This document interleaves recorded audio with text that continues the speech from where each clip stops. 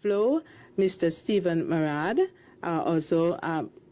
he is CEO of Digicel, and we also have representatives of NWC and NWA. In the room, we have Stephen Shaw from NWA, and online we have Delana Williams. And, ladies and gentlemen, we have two very special guests. We have the Minister with responsibility for a lot of things, including water, Minister Samuda, has joined us. And we also have Minister Daryl Vaz, who is the Minister of Energy. Now, we have a powerful panel of speakers, and that's because this is a very significant event that Jamaica is bracing for. And it's important that we all stand together and speak with one voice with regards to how we're preparing for this event. I'm going to hand over to the CEO of JPS, Mr. Hugh Grant, who will start us off.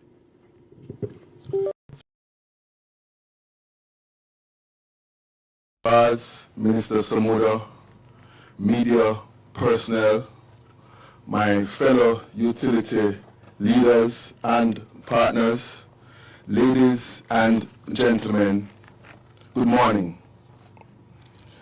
This morning, we stand united as utility providers, as our great nation and people braces for what could be a direct hit from a Category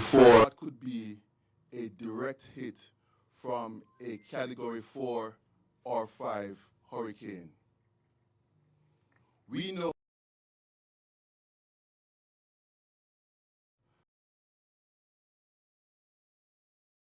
homes, your businesses, and that's why we are here today to provide you with an update as essential service providers, as we also know that you're concerned about your light, you are concerned about your telecommunications, and you're concerned about your water.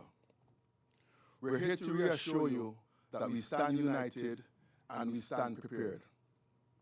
One of the great learnings that we had in the aftermath of Hurricane Beryl was an opportunity for us to have stronger partnerships, do drills, and stand united to share the lens of our various spaces given the great interdependencies.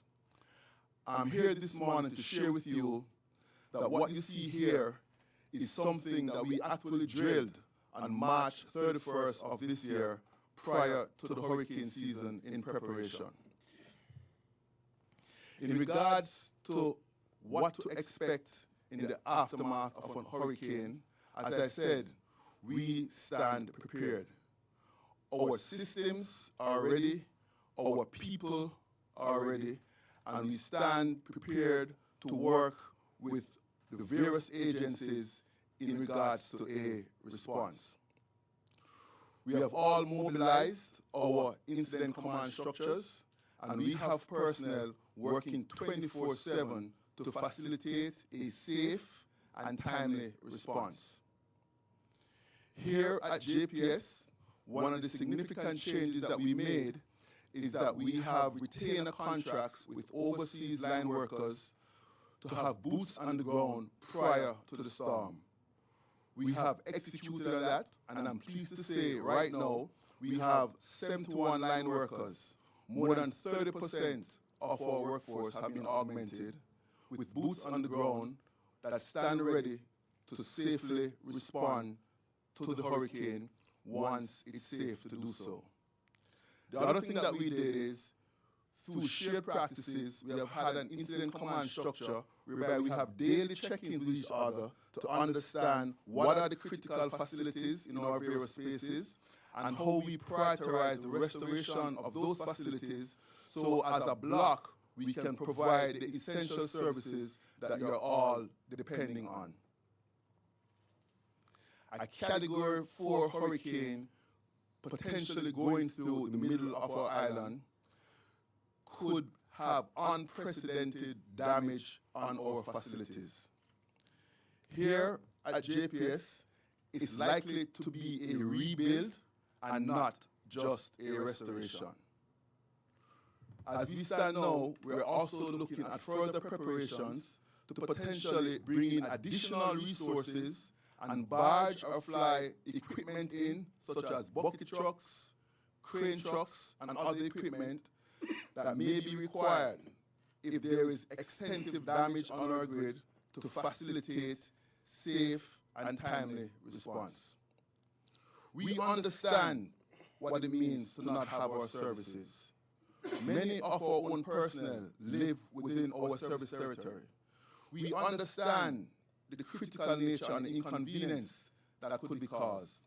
We, however, ask for your patience, and we reassure you that we will stand united to provide you with updates as we execute on our response plans based on our heightened level of preparedness, and as we stand in strong partnerships with our government agencies and others to facilitate our response. I will say, let us ensure that we stay informed and we stay connected through the proper and official communication channels. For JPS, we have the JPS app, the JPS mobile app. We have JPS online. You can also call 888-CALL-JPS and reference the other channels. Together, we will get through this safely as we continue to share the lens in our various spaces, leverage all that we have done in infrastructure. Here at JPS, we have done a lot in terms of our infrastructure upgrades. We have not only rolled out smart meters 100% across the system, but where we have installed smart devices on our systems that would help to minimize outage durations, and in some cases for critical loads such as hospitals and telecommunications to transfer over to alternate supplies in order to maintain supply. I'll just share one quick thing before we close. An example coming out of one of our drills is that we learned here at JPS that the National Water Commission has loading bays whereby they are prepared to have potable water out to the communities if pumps are down. Those loading bays require power. So we now have that on our radar as one of our critical sites that we will prioritize in terms of our restoration to ensure that water can also get to you. Thank you for listening. Be safe, be well, and be reassured that we stand united, we stand aligned, we stand as strong partners to ensure that to the best of our abilities, we will provide you with our essential services during these unprecedented storms within the likelihood of significant impact. Thank you very much, everyone. Thank you very much, Hugh. I will now ask Mr. Stephen Price, Vice President and General Manager for Flow, to speak. Okay, good morning, Jamaica. I really want to say a special thank you to Sir Grant and his JPS team for really inviting us and giving us the opportunity to speak today. I think this collaboration really exemplifies the kind of unified response that resilience like the of so, you know, as you said just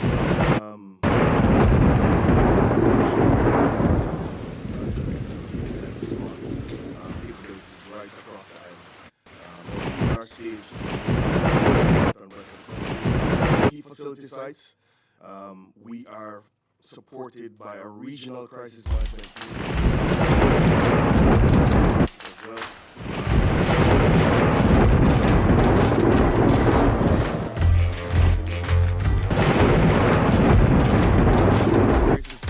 For the full impact of this storm, I want to ensure the public that Flow stands at high alert as we prepare for the Most women walk wrong. Of course, the well-being. That's why they don't lose weight.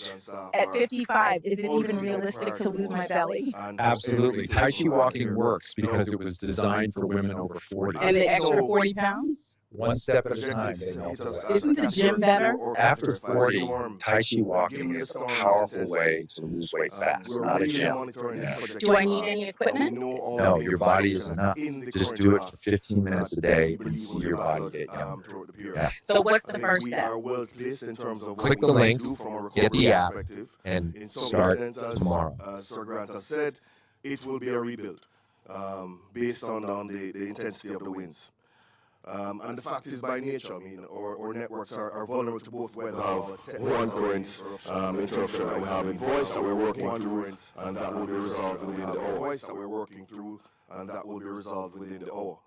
Now, at this point, I will say to you, as of 8 o'clock last night, over 771 of our 778 sites are up and fully operational right across the island. All our Priority 1 sites, which serve the most densely populated areas, are currently at 100% uptime. And I really want to commend my technicians and my technical teams who, even as the storms gather, are still out in the field right now at this present point in time. And we will soon, by about later in the day, pull them out of the field. We have, between ourselves and our tower partners, we have somewhere in the region of about 7 or 8 cows that are here landed in Jamaica. So if towers go and fail, we have emergency response to deal with that. And in partnership with JPS, for many of the pull routes, etc., we'll coordinate our restoration efforts seamlessly, because this drill, we have been doing this all year. We have been working with them in terms of how do we respond, how do we operate. On the backup power side, 61% of our sites have alternative power in terms of solar or generators. So if we do have outages in the national grid, we do have the majority of our sites actually covered and ready. Unfortunately, during the pre-storm assessment and in the past week, we found that 10 of our generators, about 1,300 gallons of fuel, were stolen recently in the past week. So I asked the public to be our eyes and ears out there when they see anybody doing anything out there that's untoward, anybody near any of our sites, just report it to the police, right? Our security vendors are helping us in this effort, trying to secure as many, and we have remote sites monitoring many of our sites. Or 3,500 nodes right across the network supporting our fixed network, giving you your fiber and HFC internet, are all up and running, and we are really satisfied in terms of the work that we have done there. For our aerial to underground project, as you know, last year, one of the challenges which faced our major partner, JPS and Digicel, was that a particular route that we had, Spur Tree, Mandeville, we had major issues there. I would have to say that Porous, Spur Tree, Sandy Bay, Mandeville, they're all underground now, so it's a much more resilient network.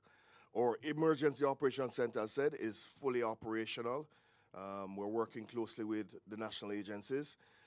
We provided SIMs, credit, and handsets to support emergency response teams. And our emergency lines are open 24/7 at our Emergency Operations Center. And those numbers are 876-929-9834 and 876-929-9837. Our technical teams are positioned strategically right across the island at our major sites. And as soon as we have the all clear from ODPEM, we will start the process of heading out into the field. And that's very important. I know Sir Grant didn't say it just now. As soon as the all clear is given, that's when we can go out there to make sure that we start the assessment. And the initial assessment usually takes somewhere in the region of about 36, 48 hours to go through to make sure we understand. Even while that is going on, however, we will try to do as many of the quick wins as possible. We have technicians staged in Panama, over 30 that we're working through.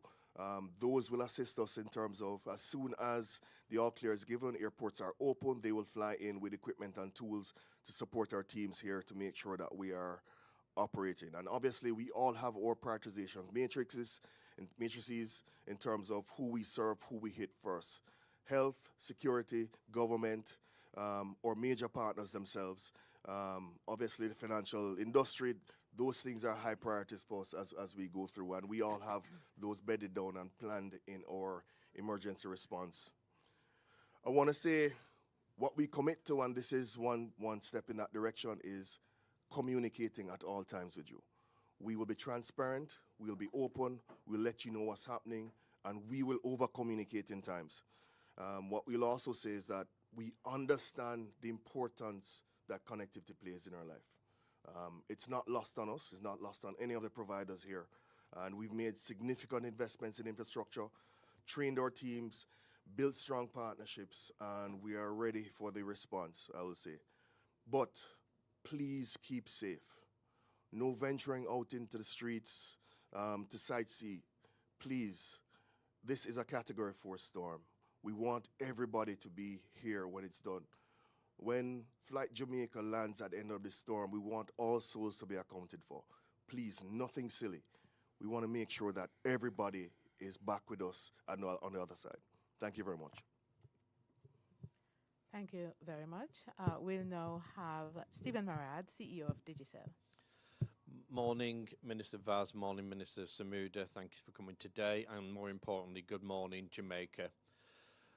Digicel Jamaica stands firmly with all of its customers, but most importantly, now is not the time to have any divide.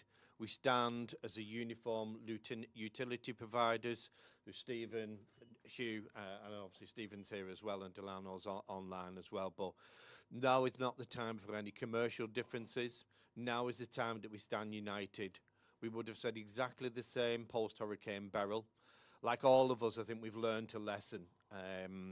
I myself have been through 3 Category 5s in 2017 in terms of Hurricane Irma and Maria, and also through Hurricane Beryl here last year, and all of the learns are really apparent. I want to just stress a few things around that.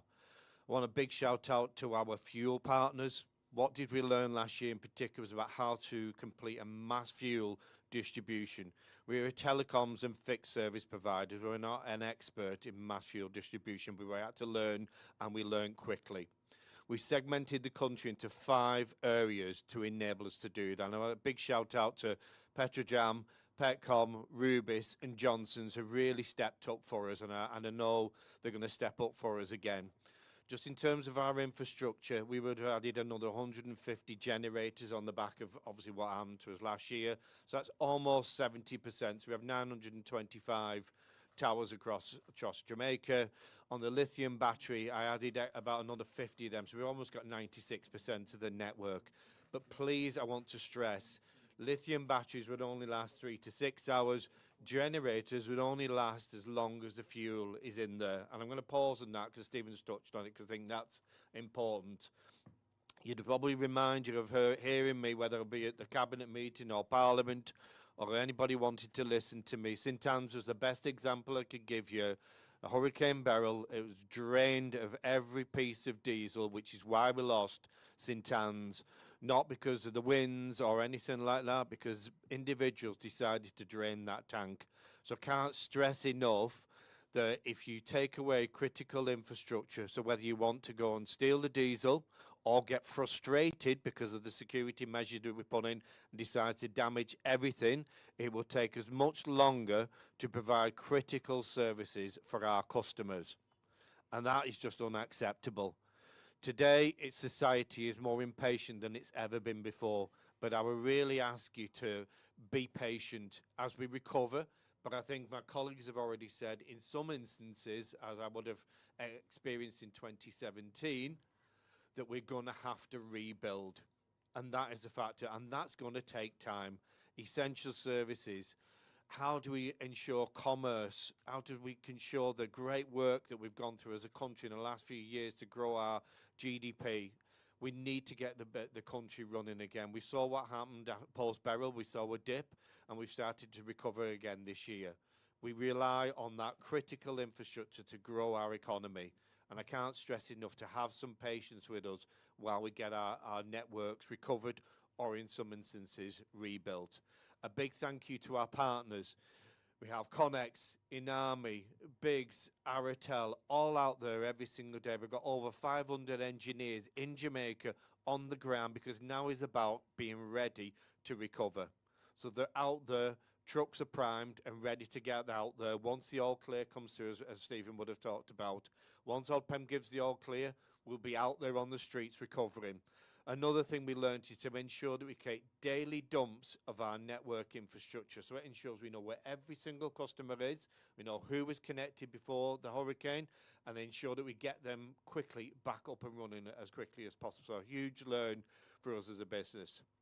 Communication, never more critical than ever before. Watch out through our channels. Our WhatsApp channel is growing in terms of popularity now. We would learn that from our colleagues at JPS, and when they launched that last year as well. We're really pushing instant, immediate messages, yes, through social media, but also, you will see if you read in the social media in the last few days, misinformation can be put out there, and I know our colleagues have been trying to disseminate that as well. Don't put misinformation out there. All that ends up doing is wasting valuable time of us trying to disseminate what's fact and fiction. So just really focus on critical infrastructure, critical updates through our channels, through the trusted channels, whether it be through TV, radio, press, or through our own channels as well. That is absolutely utmost critical. Commercialization. So we would have been ensuring that people keep connected before the storm, not just about post the storm. So we have been ensuring that people's wallets are full. We've been giving free data to ensure that people are able to contact. What we would have seen last year in particular, the diaspora wanted to contact their friends, family who are back here in Jamaica just to check that they're all right. So we've been stimulating their wallets. We've been giving free data to ensure that people are able to make calls in, WhatsApp messaging, just to check on them, so we know how critical it is keeping everybody up to speed and informed. Our data centres, we have the only Tier 3 data centre here in Jamaica, which houses most of our government's infrastructure, financial banks and services. That's all locked and secured, and all the preps and the fuel is in there as well. So as and when that needs to be recovered from government critical infrastructure, we're ready to ensure that they're back up and running as well. And that includes places like the airports, and I saw Minister talk about the airports this morning as well. So ensuring all of those are working as is. And in summary, to echo my colleagues, it is about having some patience. What we would have saw Bols Beryl as well is when you see cables that are down, they may be in the bushes. Do not go and try and chop them. Please don't, because they may actually be working. Whilst the cable might be on the ground, it may still be providing an internet service to somebody's house or business. Tag it, log it to us, and we will come and attend to it. And obviously, critically, if it's a JPS line, please don't go anywhere near it. I can't stress that enough. So please, please, please, leave the infrastructure. Let us take care of that. That's our professional wheelhouse. Please don't touch it. So be safe. Watch out for the comms. They'll be fast and frequent. I pray for everybody in Jamaica. We're going to get through this, I promise you. But we're only going to get through this as if we're united together. Thank you very much. Thank you so much, Stephen. We will have the third Stephen in the room. That is Stephen Shaw, Communications Specialist at NWA. Thank you, Winsome. Morning, everybody.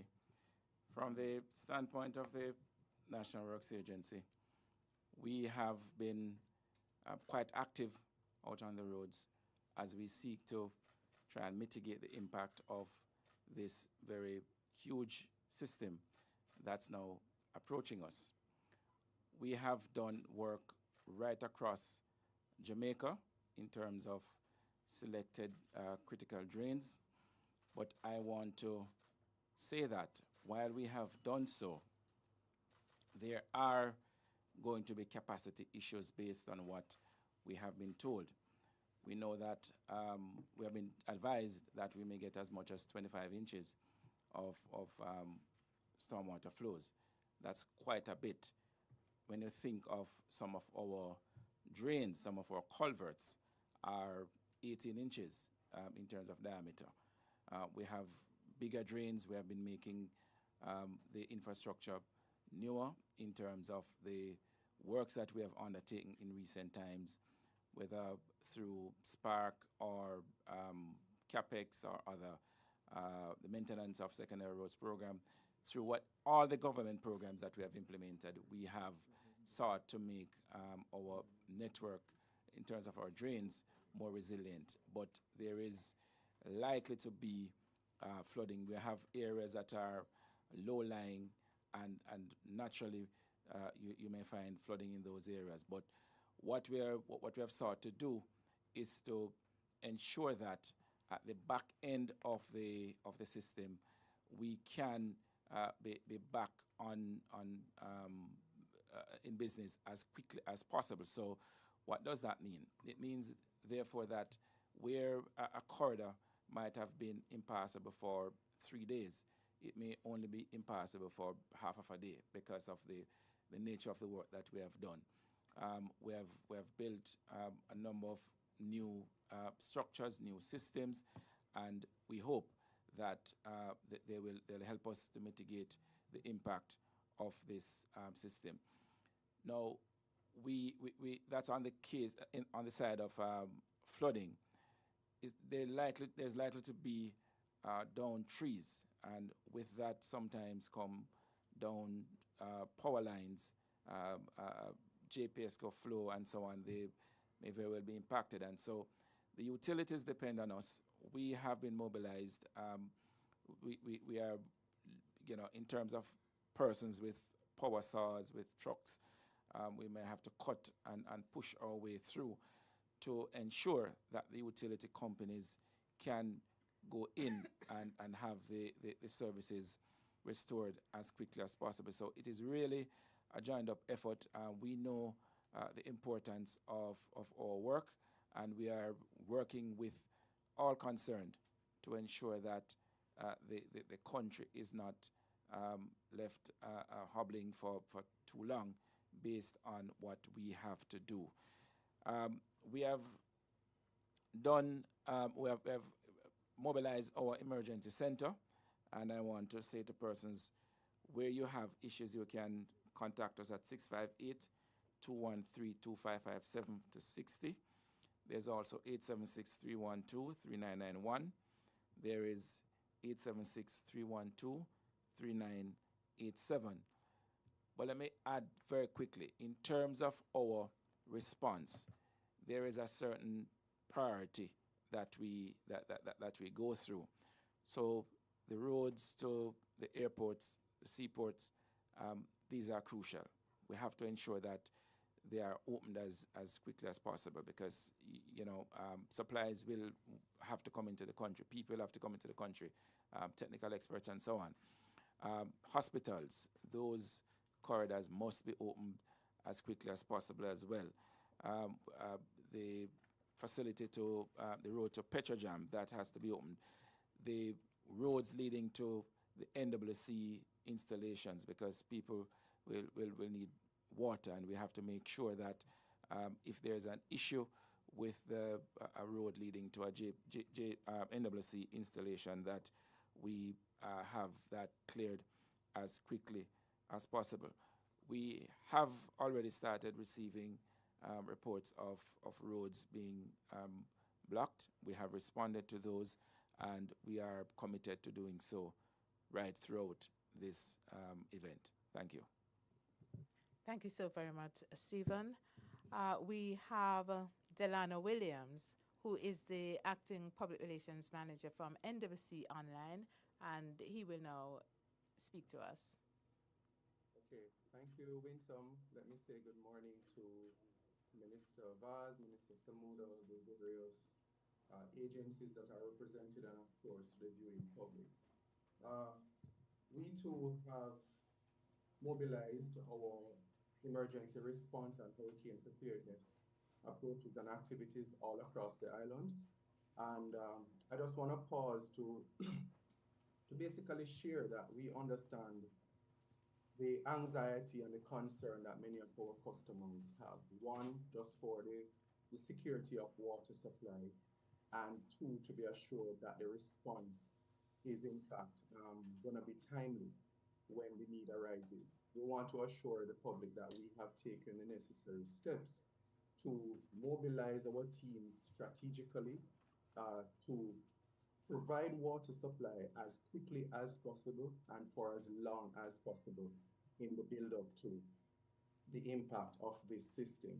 What this means for us is we have positioned our emergency equipment at strategic locations right across the island. We have already filled our distribution tanks, locked those in. A number of our intake facilities are also being safeguarded.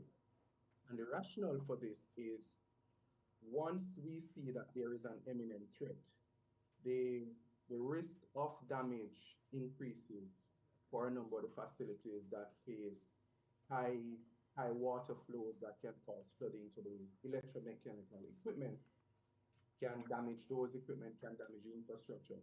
And so, for instance, for the Yalas pipeline, which is very critical to the KSA-Mona network, we will be closing the intake to that. We will be also following similar steps for a number of our other facilities right across the island.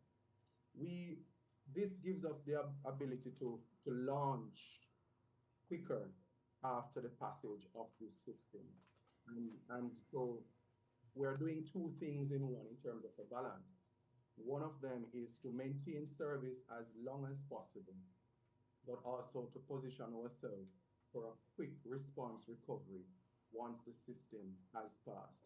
And so we want to appreciate the patience and the understanding, plus the cooperation of our customers during this time. We have, for the most part, maintained the majority of our systems. We are doing maximum pumping hours to allow you to store water to get your domestics done in preparation for the arrival of the system. What this means is speedy reconnections, speedy leak repairs, and the restoration of a number of pumps that were out. And I just want to quickly mention too, the Long Mountain system in Kingston is now being restarted after some displacement yesterday. Our Fish River system in Logwood, well, which feeds into the Logwood, is also back online. And we're taking steps to, as I say, maintain all that we can.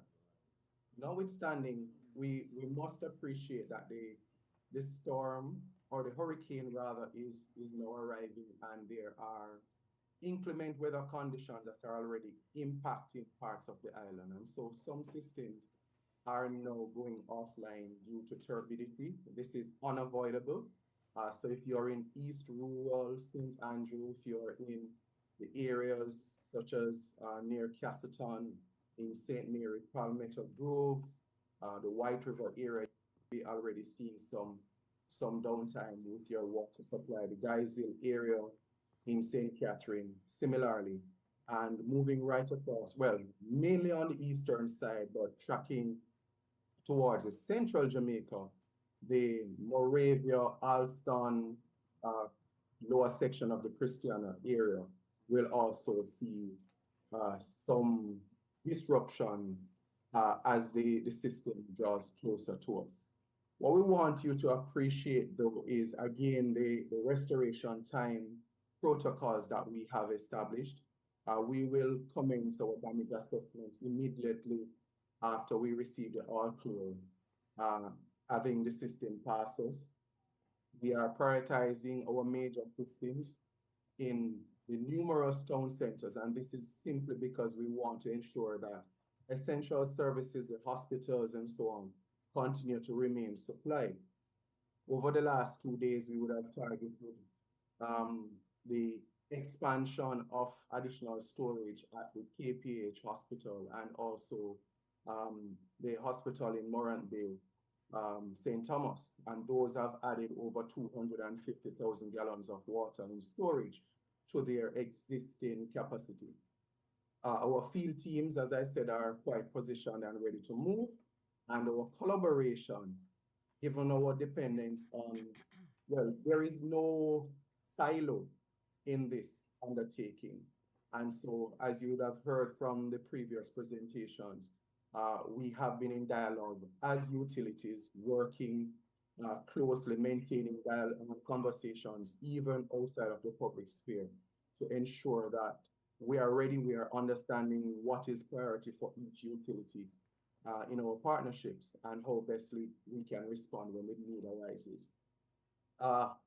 Let me just pause again to just talk about the safety. The safety of you, our customers, is important. And so we're going to take it from two levels. One is we are going to mobilize our teams once it is safe to do so. So for you, it means you have to have, as customers, some amount of redundancy in your water. So I'm hoping you would have stored water for at least 7 days, at a mere minimum 3 to 5 days. Ensure that you are staying away from pump stations, open manholes that may become dislocated once the heavy rains take an impact on our network. This is unavoidable. You may see some dislocation of pipelines. You may see manholes overflowing, and we will be taking the reports, but how you operate in these spaces is also important. Once there is no impediment, the manholes will, the flow from them will subside, because basically you're having an intrusion of rainwater into the system. This generally subsides after the passage of the system and the rainfall.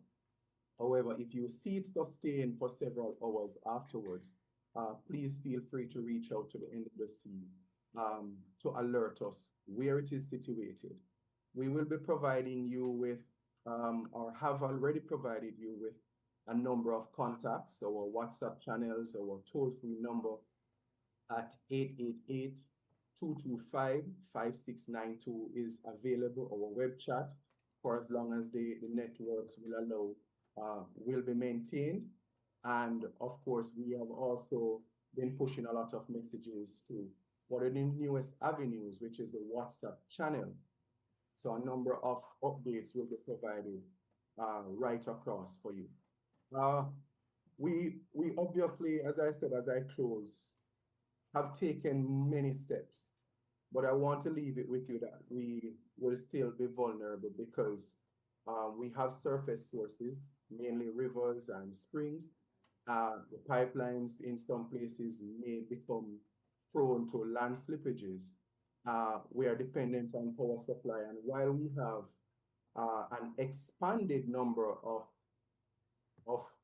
backup generators at critical locations, we've installed 4 huge ones in the last several months.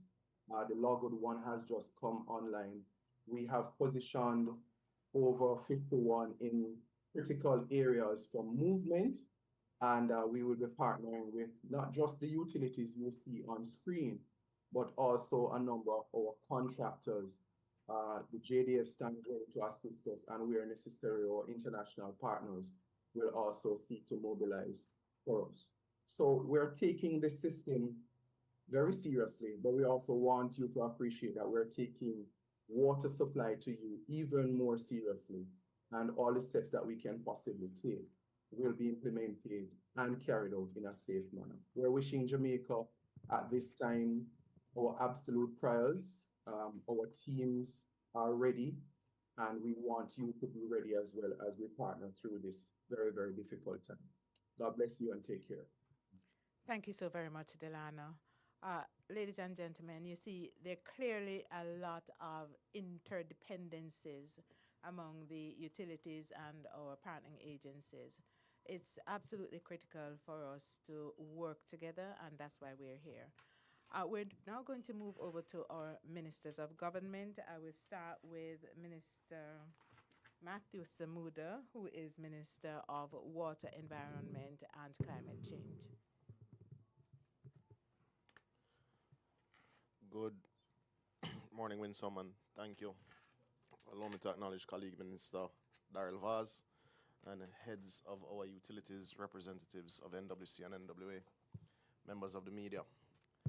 I think what you see on display here this morning is not just the interdependence, but the interworking nature of these agencies, and the fact that they've acknowledged that there's a serious crisis and that we are at risk from a Category 4 hurricane, and they're working seamlessly together to prepare, to monitor what actually does take place, and to ensure that beyond what takes place, we're able to recover as fast as is humanly possible. I want to thank the agencies for their post-burial commitment to building greater resilience into their systems. I want to also thank them for taking this particular threat seriously, because once we were alerted to it by the Met Service, I think everybody's emergency protocols went into place a little earlier than they would have in the case of hurricane burials. So we are happy with the work that has been done so far. We're obviously still praying for the best and hoping that Hurricane Melissa will somehow decide to leave us alone. But that does not appear to be the case. I want to echo Stephen's warnings and calls for persons to be sensible. This is not a time for sightseeing. This is a time for duty of care. This is a time for you to take care of your home, your family, your loved ones, and your neighbors. It's not a time to be moving around. As Mr. Shaw would have said, we're already experiencing some land slippage. We're already seeing some roads being blocked. As I said, not the time to explore. But I want to focus just a little bit on water. Water is life. And you'd have heard from Delano the varying plans that we have. But I do want to assure all of the National Water Commission's customers, all of the customers of rural water systems usually run by municipalities, that we're monitoring very carefully the situation that will affect them. As has been said before, but I think needs to be reiterated, we've been working very closely with the JPS over the last 12 months. They're fully aware, I believe, Mr. Grant, of all of our critical infrastructure.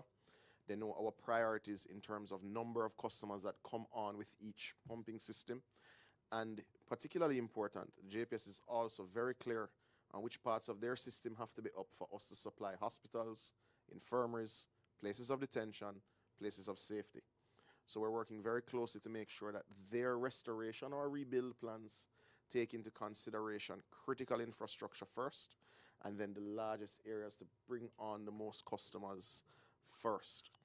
We have also committed to resilience. The government has identified over 50 generators, privately held, post-burial, that are within our specs that can help us to bring back on just about 80% of our customers within 3 days of the all clear. Now, that won't be brought on with 24 hours a day service, as generators need rest time, etc., but it will allow us to restore service and allow persons to fill their storage tanks very quickly. The nature of Jamaica's population is that 80% does live within the coast, within 5 kilometers of the coast. There will be some disruption. There is no way around that. The other 20% is scattered, so the other 20% are served by scattered water systems. That will take some time. We do have 4 mobile generators that we've also made arrangements with to go to some of these more remote communities after. So even before JPS has completed its work, we will give them some water to make sure they're able to backfill. Beyond that, as Delano would have mentioned, we've made our own investments and brought on some major generators for some of our major plants. So areas like Logwood that serves Hanover and Western Westmoreland. Areas certainly within the Mona treatment plant and indeed the Hermitage treatment plant. Of course, our springs out from the Rio Cobre are on generator. This will allow us to restart very quickly. Of course, there will be some disruptions. We do expect levels of turbidity from our groundwater systems that will need to settle a few days after. But we're working very closely with all of our partners. We've established communication mechanisms. Flow and Digicel are well aware of our communication needs at the Water Commission, so that they're able to also support us with that. There's a lot at stake over the next few days. We encourage persons to listen to official sources for information.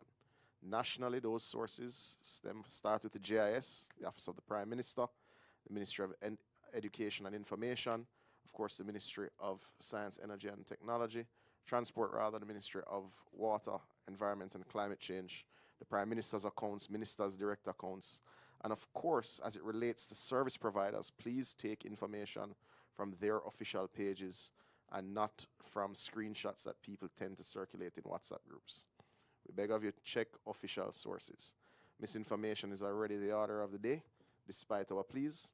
And we also, in closing, ask that as you see something that gives you concern, someone going up to a cell site, someone heading to one of the JPS sites, someone going to one of NWC sites with generators that doesn't fit not usually in that community, please alert the police and alert the service provider. It doesn't make sense that you don't have water, you don't have cell service, not because we didn't prepare, but because someone chose to steal the fuel. We beg of you, Jamaica, keep safe. God bless. Thank you so much, Minister Samuda.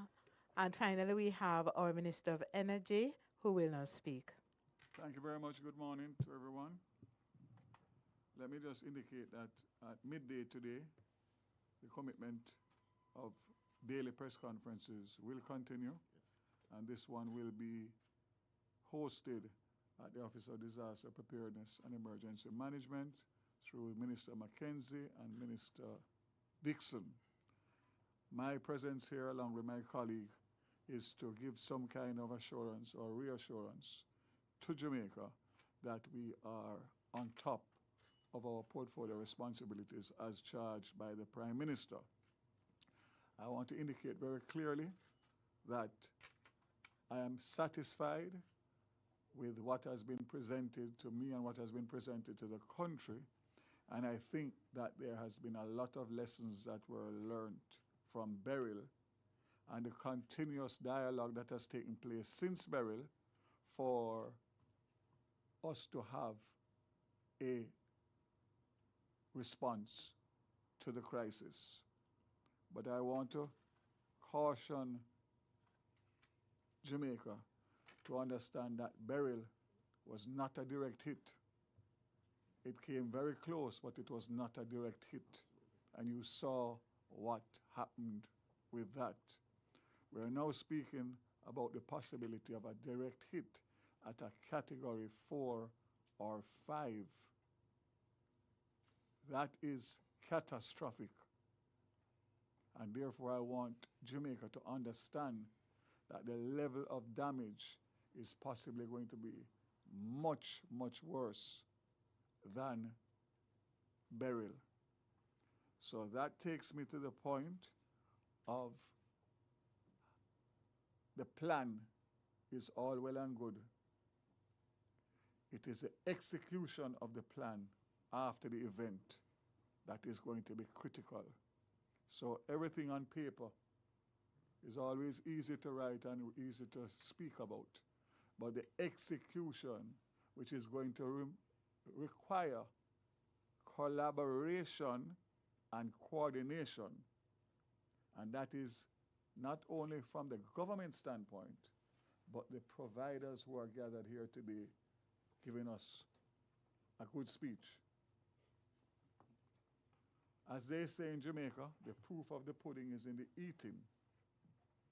And I think by now, all of you at this table would know that I'm a hard taskmaster, especially when it comes to protecting and representing the people of Jamaica.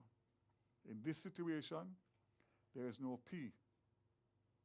We are all one Jamaica.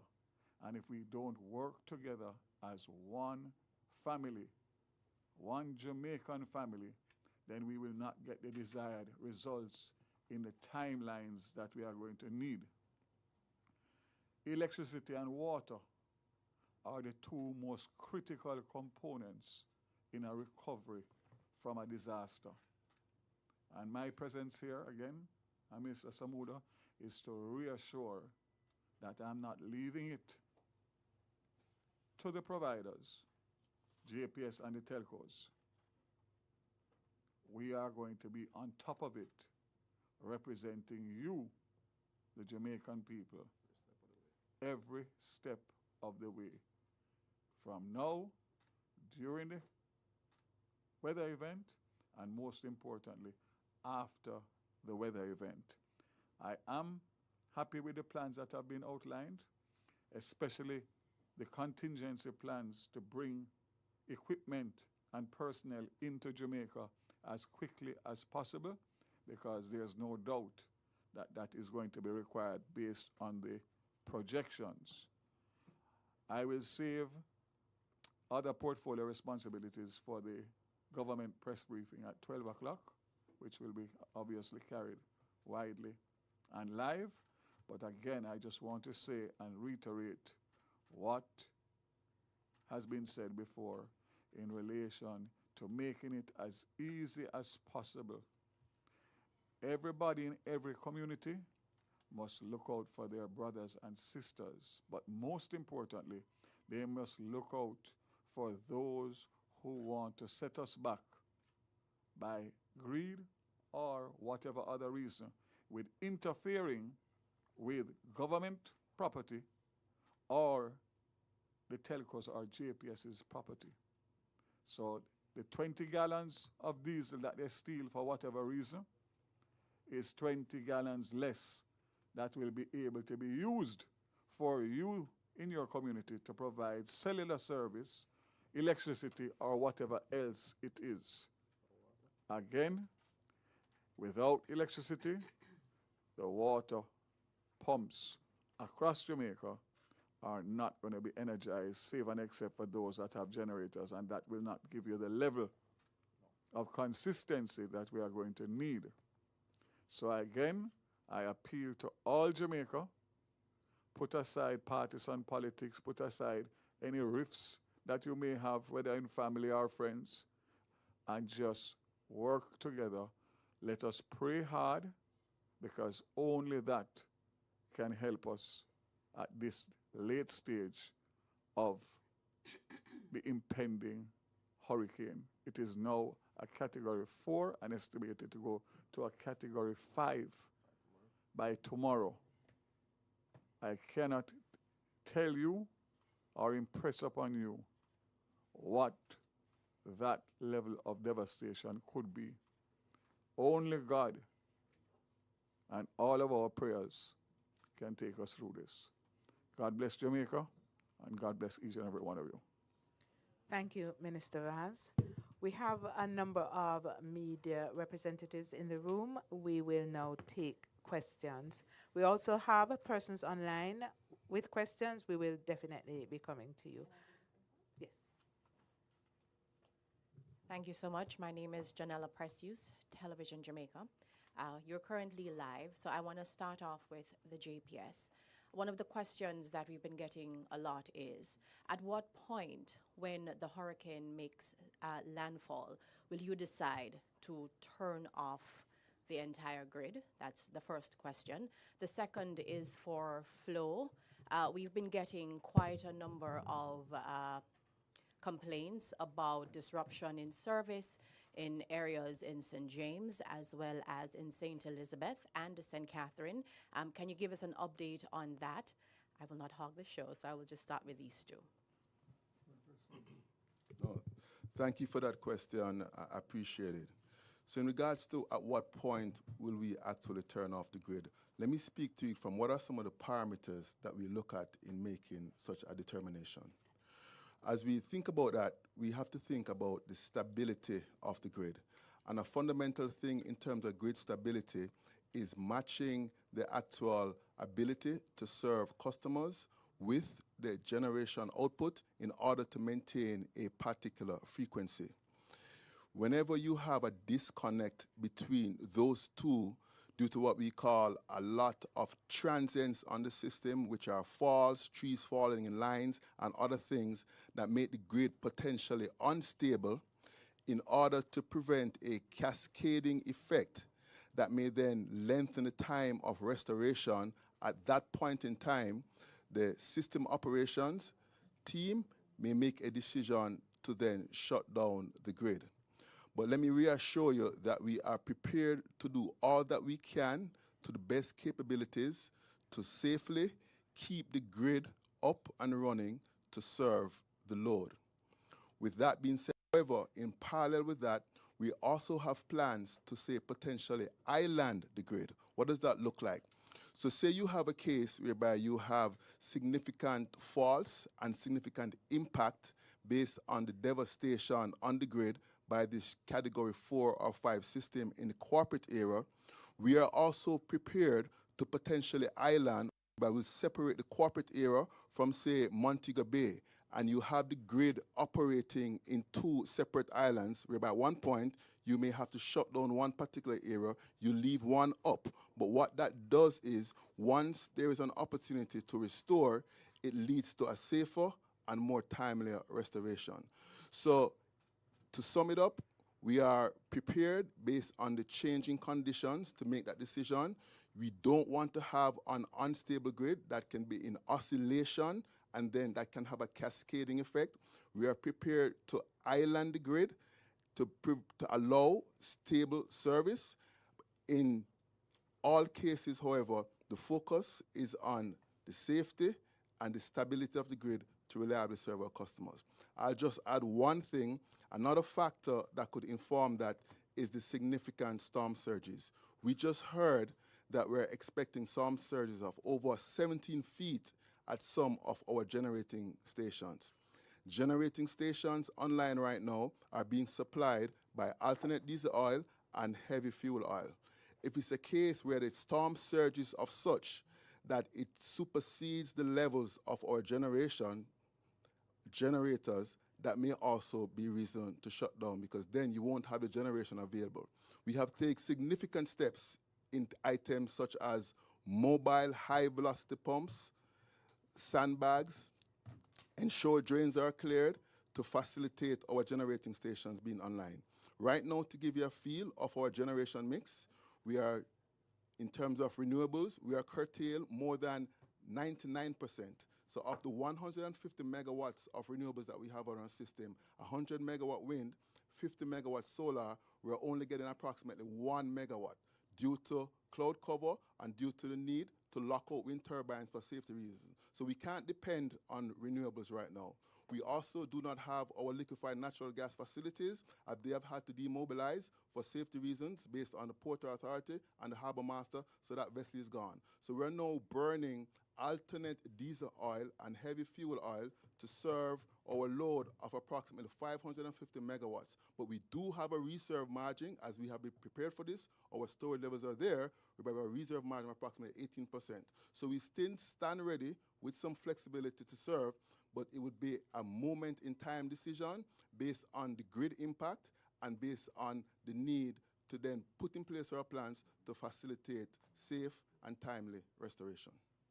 Hope that answered your question. Thank you, General. We are aware that some of our customers are having the mobile voice issues. I'm currently on the network. The problem occurred somewhere around 7 a.m. this morning. Our teams are on the matter right now. They are working through to make sure. But be rest assured that we will have this up in the next couple of hours. We're working, mobile data is fully active and running and working.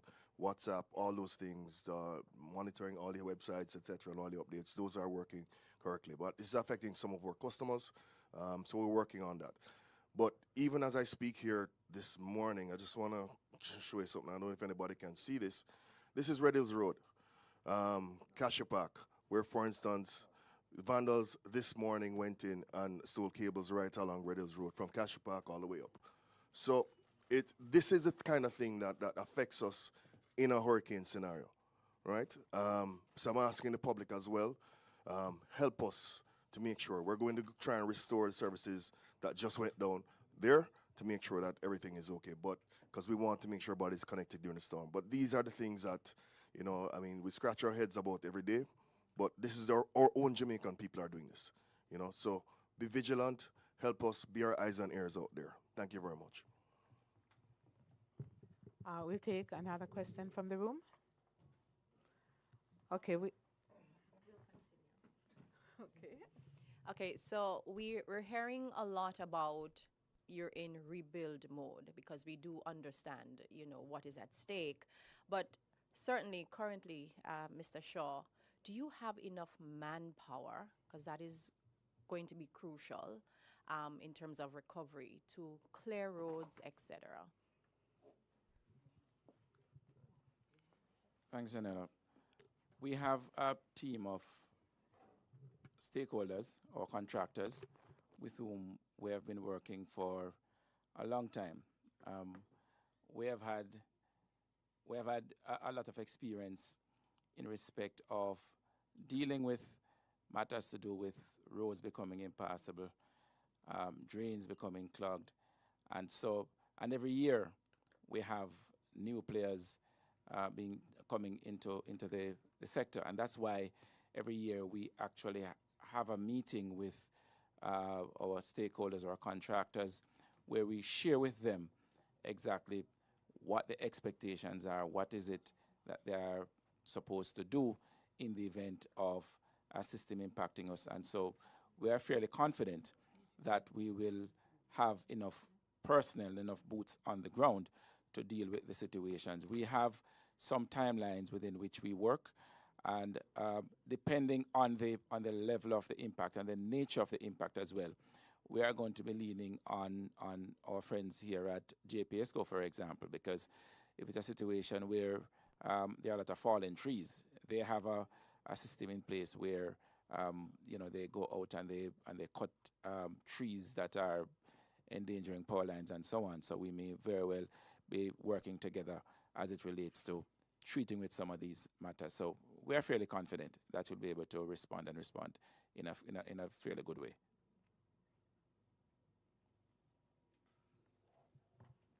Just on that note, Stephen, there are reports specifically from Portland of landslides that will affect the accessibility of the telcos to get to their sites. It is imperative that be dealt with today prior to the weather event, because once that comes, obviously we won't. So I just say that I think coming out of this meeting, a report should be generated by the telcos in relation to any roads accessibility that they have that would need to be treated with as a matter of urgency, and that would have to be dealt with as a priority before the weather event.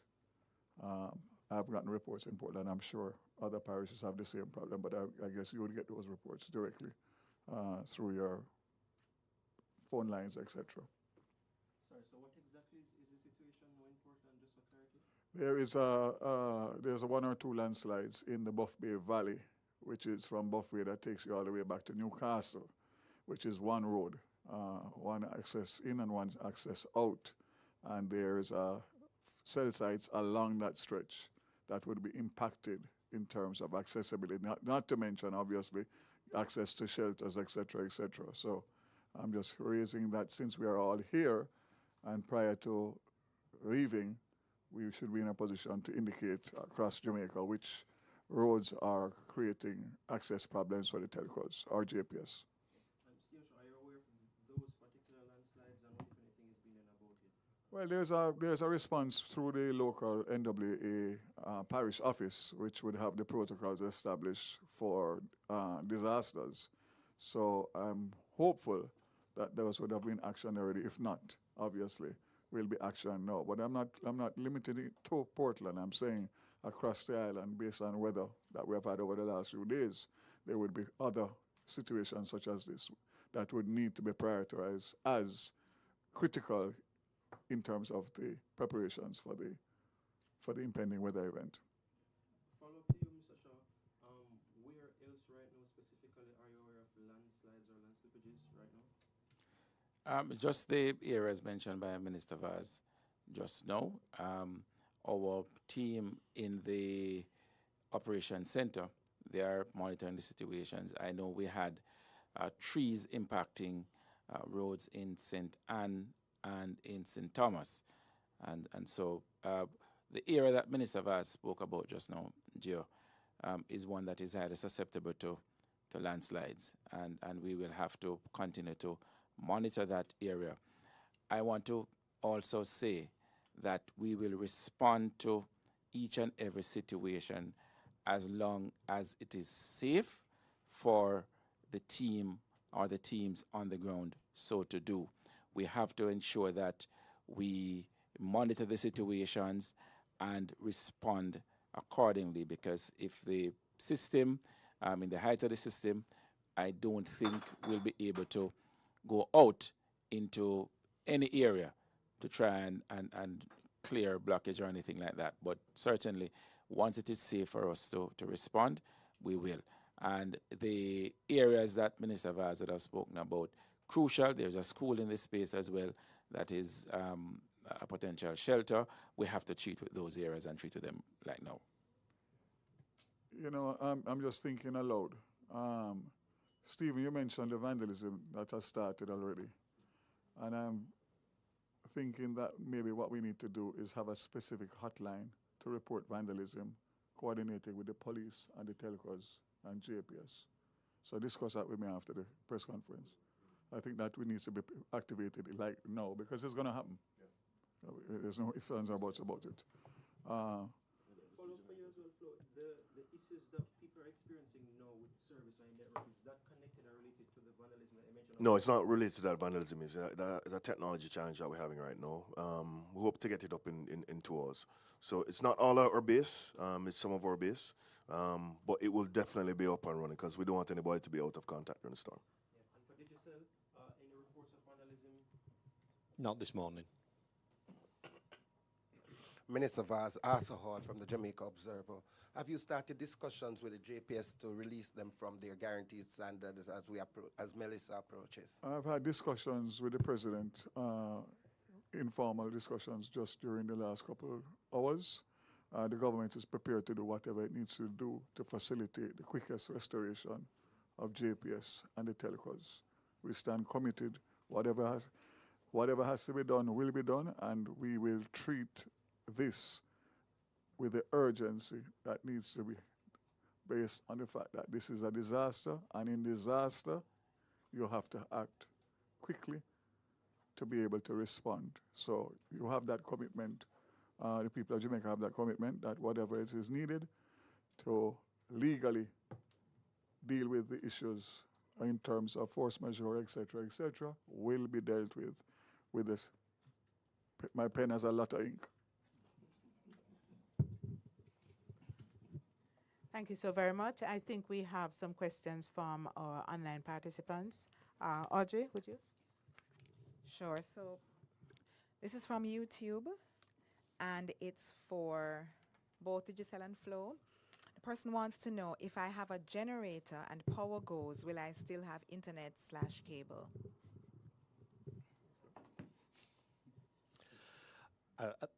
Sorry. It's not a straightforward answer, unfortunately, because you got to think about it. You got to start at the core network first. If the core network is operational, then the service will be sent. So I think obviously you've got mobile network and you've got a fixed network as well. So if there is power at the mobile network, then obviously that will work. If there is power at the fiber network, then also that will work as well. But if one of those links is down, in essence, then it doesn't matter whether you do or you don't have power at the house. Cool. On our fiber homes, as long as you have power based on connectivity, you should have. In some instances, obviously, on our HFC network, it is power dependent. So once batteries run out in some of those instances, they will go. But obviously, it's quite power dependent. We have over 400,000 homes that are passed by fiber. Those will largely stay up from that perspective. Those served directly, as long as you have generator power. But on the HFC network, which is a corporate area particularly, once batteries go down, which we have consistent supply for at least 6 to 8 hours, it will stay up. Thank you very much. The other question, they're asking for a reminder. Some people can't find it. Where are the telecoms WhatsApp channels? I know you also have comms representatives here as well. So if they can just say it so that those who are listening can know where to find the WhatsApp channels. Okay, the WhatsApp line for Flow, 620-2200. That's 620-2200. 876. Right, thank you very much. So for us, 876, I was going to do +1 then, but I won't. 876-355-5000. But if you go onto WhatsApp and you look into the channel button, this is generally to the bottom left, you could search for Digicel Jamaica, and then you can follow the channel. But I think also there's some great channels that the ministers have talked about as well, JAS and OddPem, etc. as well. I think that's really important as well. Obviously, you can call us in the old-fashioned way as well. 876-619-5000 or 100 from your phone as well. Thank you. Thank you very much. And just for clarification, it's a WhatsApp line. It's a customer service line, not a channel, but a customer service line. Thank you so much for that. I just have one closing remark to make. There are many Jamaicans that have never experienced a hurricane, the younger generation. The last major hurricane of this magnitude was Gilbert 37 years ago. So you have a large population that has never experienced a category 4 or 5.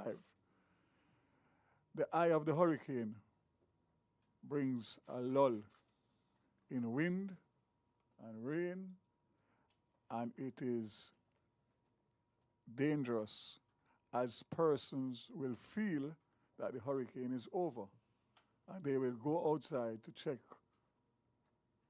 on their houses or drive to check on family if they can, and the hurricane will return in short order and you will be caught off guard. That is where many lives have been lost in previous hurricanes. So again, I'm making an appeal, especially to those younger persons who have never experienced a category 4 or 5 hurricane. Remain indoors until such time as the hurricane has passed. It has left Jamaica. If you get caught in the eye, you are in danger of injury or death. Again, God bless Jamaica, and I pray for each and every Jamaican. Thank you so very much, Minister Vaz. We will be closing now, and as I wrap, I'll just underscore this note of being very, very careful. This is likely to be catastrophic. You have heard that word used many times. We pray for the best, but we're preparing for anything. And the plans are good. The collaboration is happening. The partnerships are real. So we do expect that once the system has passed, we will start executing on the plan. As I wrap, I want to say thanks to each and every worker of every organization represented here. This could be a long, painful, difficult rebuilding. And we know that you will be stretched. We know that it is difficult going, but we understand and appreciate your commitment as employees of JPS, of Flow, of NWC, Digicel, and NWA. And on behalf of Jamaica, I want to say thank you all very much. Remember, stay safe and plug in to the legitimate channels for accurate, timely information. Thank you all very much.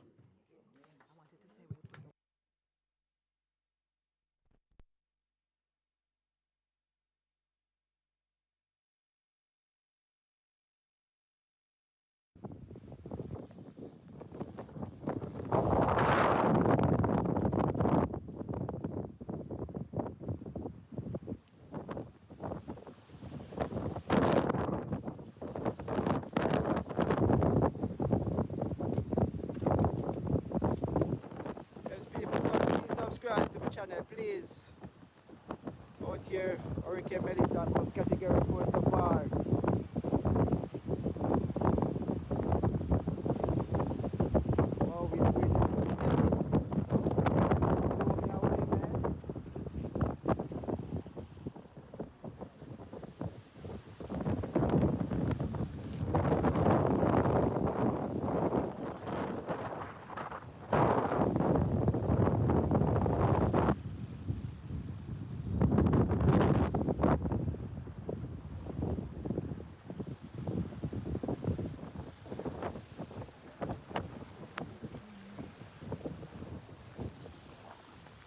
One of the good things I heard from the press conference is that if you have fiber to your house,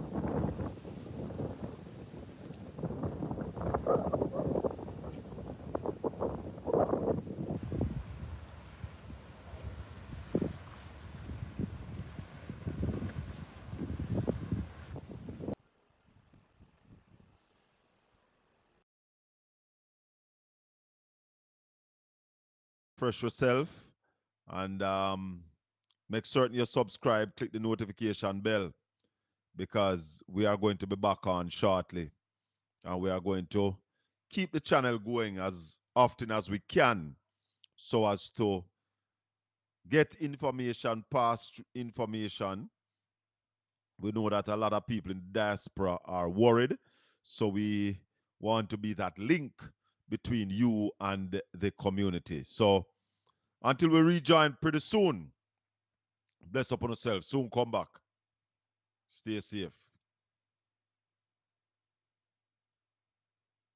Are going up.